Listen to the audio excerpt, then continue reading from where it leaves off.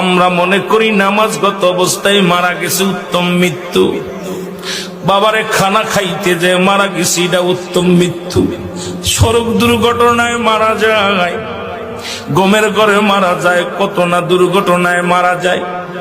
আল্লামা মুফতি আমজাদ আলী সাহেব তার কিতাবের মধ্যে লিখতে যায় বললেন, মানুষ শোনো, 70টা তাজা উটের গায়ের চামড়া জবাই না করিয়া উল্টো দিকে টান দিয়ে লবণ আর মরিচ লাগায় দিলে যতটুক যন্ত্রণা হয়,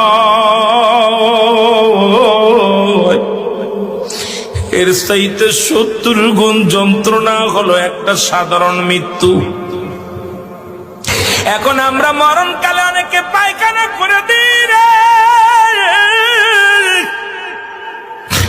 মরণের সময় অনেকে প্রস্রাব করে দিই। অনেক দাদা বাবার চোখটা বড় বড় হয়ে গেছে মরণের সময়। অনেকের মরণের সময় মুসলমান শুনে নাও, অনেকের মরণের সময় এই দুটি অমুসলমান জিহ্বাটা বাইর হয়ে গেছে। তাদের মরণটা কত কঠিন হয়। সহজ মৃত্যু যদি এত কঠিন হয়, কঠিন মৃত্যুটা কত কঠিন।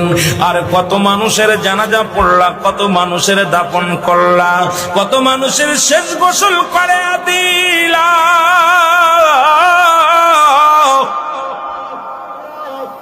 আজকে একবারও চিন্তা করলে না তোমার গোসল কে করাইবে, তোমার কবর কে খুঁড়বে, তোমার জানাজা কে পড়বে রে মুসলমান, তোমার কে তোমার দাফন করবে? আল্লাহ,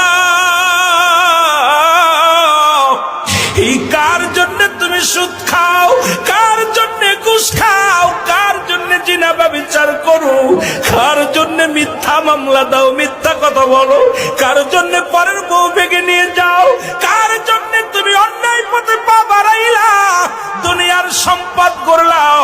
এই দুনিয়ার সম্পদ খাবে লোকে, তোমার দেহটা খাবে পোকে। এই দেহখানা তোমার পোক পাকালিতে খেয়ে ফেলবে।